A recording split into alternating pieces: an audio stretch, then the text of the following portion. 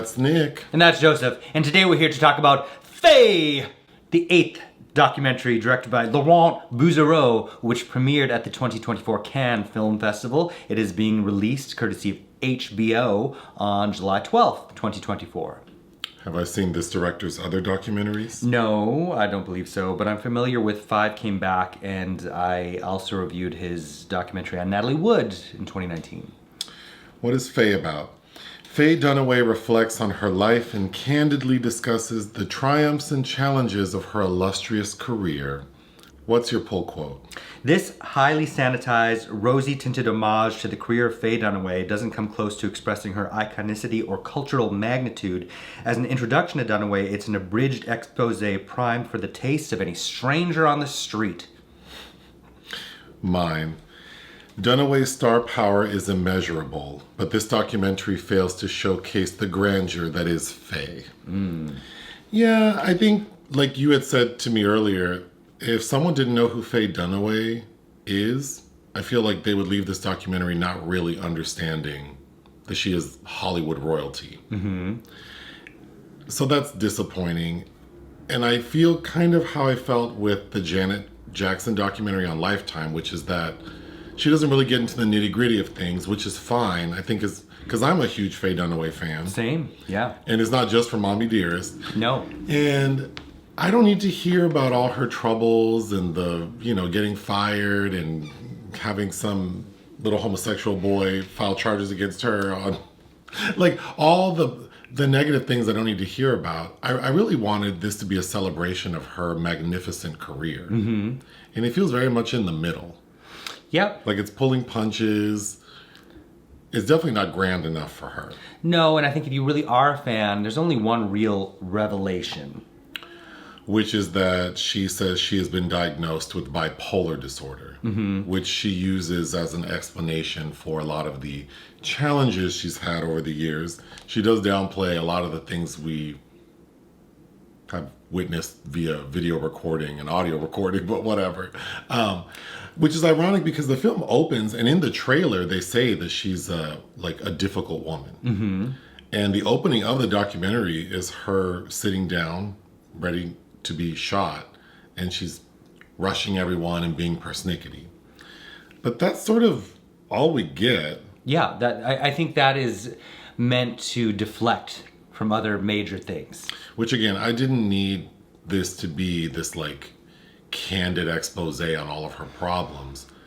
I found the best moments of the documentary are, so her son, who she had with Terry O'Neill, the photographer, he seems to love his mother very much, as she does him, and he's with her a lot of it and separately talking about her and to her.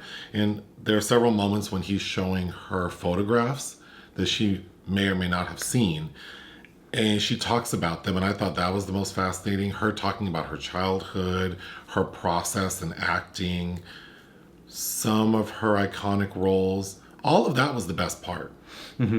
So I could have just done with her telling stories from all of these amazing roles she's played in all these amazing movies. Yeah, I agree.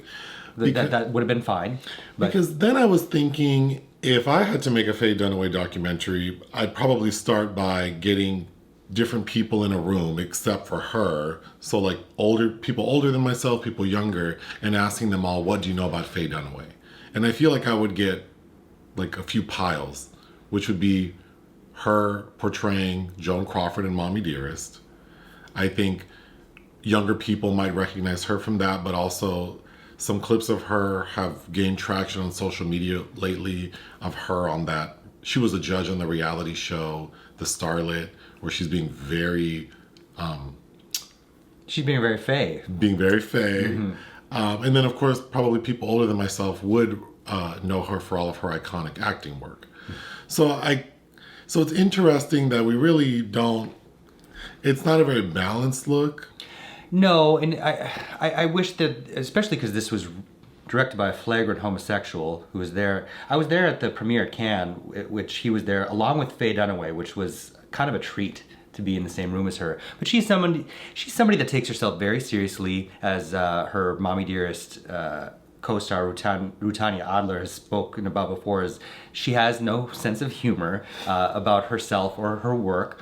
And she even says that about herself. She does, but I think it's a pity that she hasn't been able to embrace what Mommy Dearest has become and meant to really a specific community. And if we're talking about through the prism of RuPaul and RuPaul's Drag Race, you have Paris is Burning and you have Faye Dunaway as Joan Crawford, which have informed a lot more queer culture than we'd like to admit, probably. Which I can appreciate that. I don't know that she's prepared to talk about things like that, and I don't need her to be. Sure, I agree, but for somebody making a documentary about her, especially a queer person. Oh, sure, yeah. But, and Mommy Dearest is such a huge part of her legacy.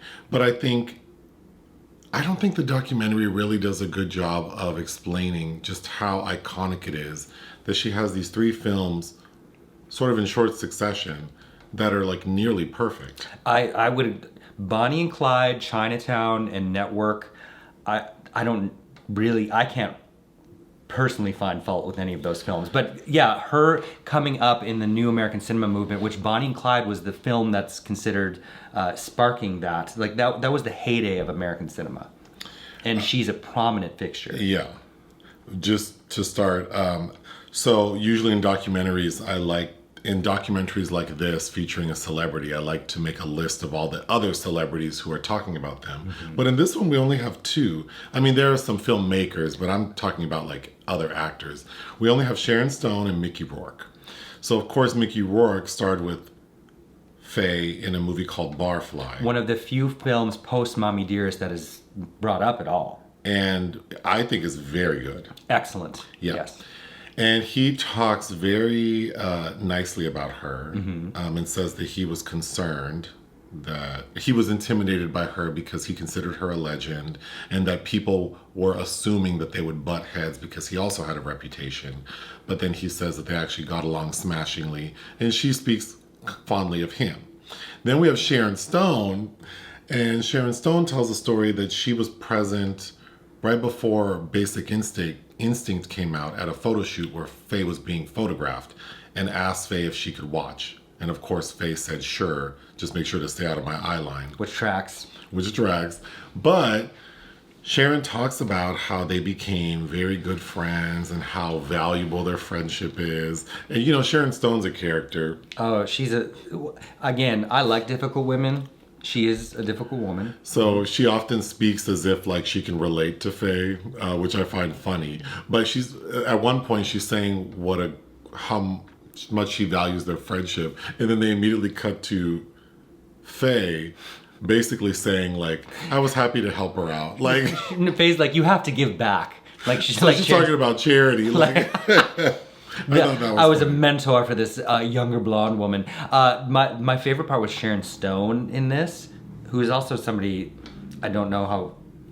I think she takes herself a little too seriously. Sure. She's talking in defense of Faye in the fallout of Mommy Dearest is blaming Frank Perry, the director, for making the star, the talent as she calls it, look silly. So it's like you're really out here saying blame it on the edit for Mommy Dearest. So does Sharon Stone blame the director for Border Run? Well, I think it's amusing that these two are friends. However, I find it hard to believe that none other Faye surviving co-stars wanted to participate. Like, I feel like Johnny Depp, they could have got him. I was surprised she's Hollywood royalty, and we don't really have. I know there are other people in the documentary who like behind the scenes people. James Gray, director. There were a couple of people I don't know who these people were. There's some journalists. Annette Insdorf, I have a couple books by her. I think it's interesting. So there's some homosexuals in here that are being a little hyperbolic. The first talking about how if there's one word to describe Faye, it's undismissible. And it's like, okay. I wrote that, okay, girl. But then, of course, someone else says complicated. A woman, yes, which is much more fitting. And that's Annette Insdorf, yeah. So I think something that someone said, and I don't recall who it was, but they basically described the reason why Faye Dunaway is such a great talent. And it's because, as the audience, we remember when we think about Faye Dunaway, we think about the character she's played. And I thought that was such a great way to put it, because that's probably how I feel about her. Like when I think about her, or if you tell me like, oh, there's this movie with Faye Dunaway, like immediately yes. Because I know I'm going to get a hell of a performance. And she does make these characters so memorable. Even in questionable films like Scorchers, where she's playing a prostitute in the bayou, or Supergirl. I don't even know what her character was. Was she the villain? Yes, with Brenda Vaccaro. Even in films like those, she is the shining star. Beverly Hills Madam. The highlight. Beverly Hills. But that was a made-for-TV movie? Yeah. Yeah. She's such a joy to watch. She talks about Roman Palansky in very delicate terms. She does say that she used to call him Roman the Terror. And then it isn't even her, it's someone else recounting a story. Oh, an assistant director, I think. Yep. Recounting a story on the set of the film she did with Palansky. Chinatown. That they got into a fight, basically. Over a strand of hair that was out of place. An errant hair, yep. And hairstylist couldn't get it down. Faye couldn't get it down. So Roman Palansky walks over and pulls the hair out of her head. And the person recounting the story says that it was like Armageddon. But then Faye basically says, like, we had a little misunderstanding. Well, there's a complicated situation. But then that person who tells the story says the original shot, she was not, it's like a scene in a restaurant where she's wearing a hat with a veil. But originally she was not wearing that hat and veil. But after they got into this situation, they had to shoot it with the hat. And Jack Nicholson gave her the nickname Dreaded Dunaway, because she was so difficult, but not to him. So, well, we don't hear him speak, but she says that they got along smashingly. And apparently it was on this set where she discovered Blistex as a moisturizer for her lips she could not part with at all. Which is such an odd story, because someone else tells a story that she, early on in her career, started requiring Blistex in between takes, which would slow down production. And then we see her in I'm assuming this shot in like 2022, we see her applying it incessantly, which is such an odd little anecdote. She seems to stick to her routines. So her son, we find out, is adopted. I don't think I knew Faye Dunaway had a child. Yes, you did, because there's we play it in our household a lot. It's on YouTube, a voicemail recording of her. Yeah. And she mentions about her son. There are references to that because, because my memory. She doesn't like to speak about it in public, and I think some interviewer brought it up, and she's... You're right. Yes, you're right. So the Mommy Dearest section, it gets like 5 minutes. And I think the saddest part of it was the actor who played little Christina. Mara Hobel. Because she talks about what a splendid experience it was and how loving Faye and protective Faye was of her. And even Faye says, the scene with the wire hangers where she's beating her daughter, she was very concerned about making sure that the little girl was comfortable and, of course, did not actually get hit with a hanger.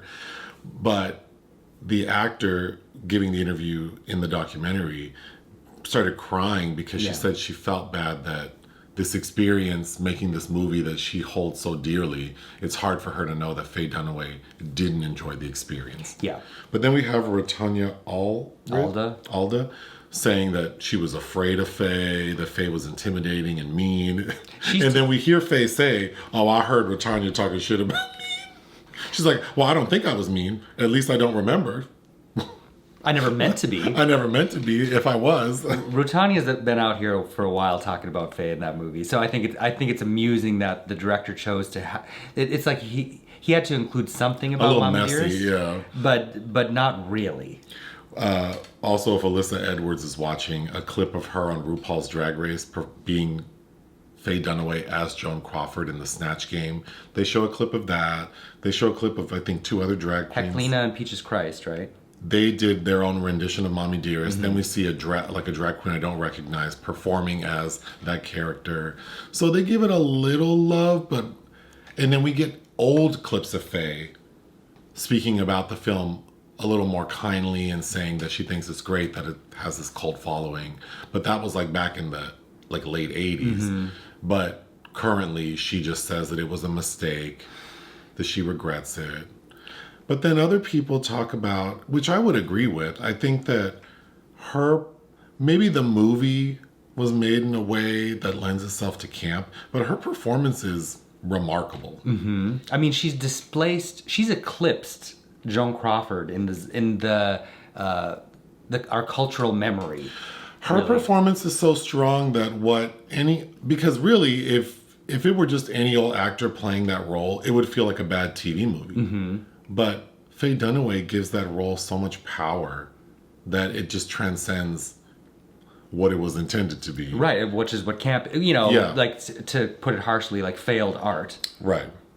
But there's something, but Faye Dunaway is also somebody that would never have allowed herself to be in a John Waters production, for instance. Sure. Kind of celebrating, that part of her that she wants to push away and hide.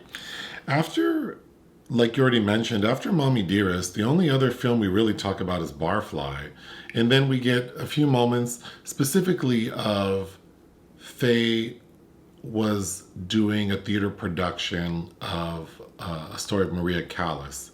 Yes, Masterclass. And that one of her biggest failures, I guess, they don't really explain how this impacted her beyond she was sad that it didn't work out, is that she tried to get a movie made. Directing it herself? Directing it and starring in it based on that play.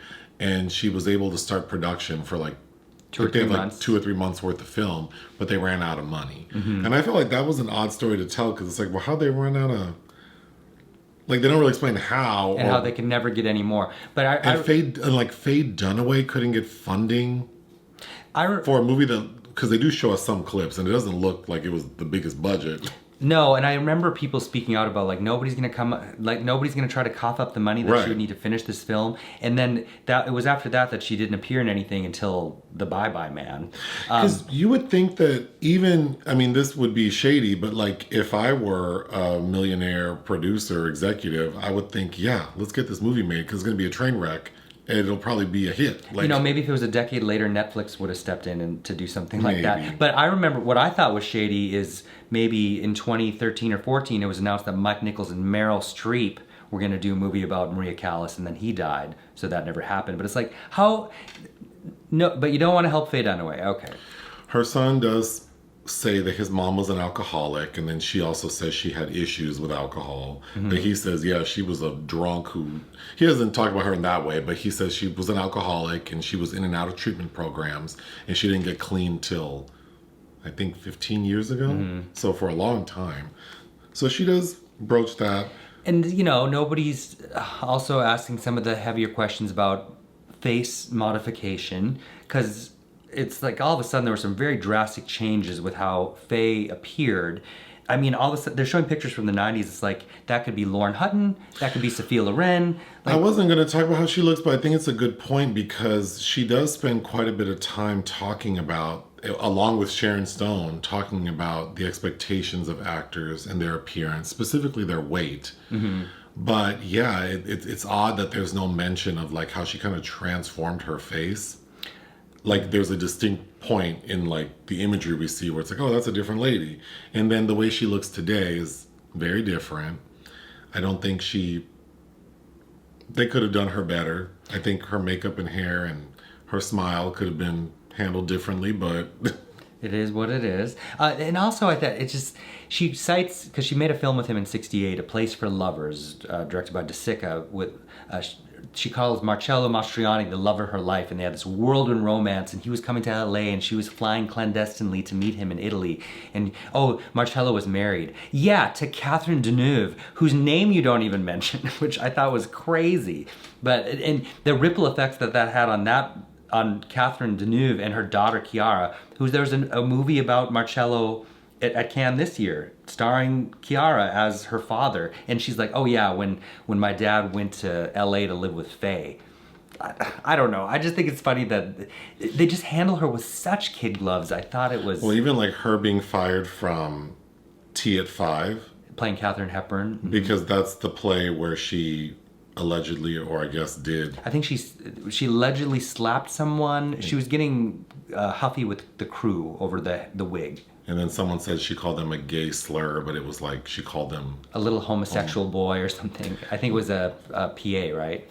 They don't mention. I mean, they mentioned that she no longer was on the show or in the production because she was dealing with some issues. But again, I think Faye Dunaway is amazing. I think she's a legend, yes. And I don't need all of her dirty laundry to be aired. That's why I'm so confused with a lot of these recent documentaries about very famous people where they skirt this weird line that it's like, fans of these people, I don't want to hear all the crunchy bits. I want to hear her tell fabulous stories of when she was fabulous and like celebrate all her work. I would have been totally happy with that. But some of those crunchy bits are also part of the illusion, the aura of them as well. It's like in some cases, yeah, and maybe some people would celebrate that, but it just seems like she doesn't want to. So why even bring up a little bit of like when somebody makes a tell all about Mariah Carey and you have her downplaying everything? It's like, no, we know you're difficult.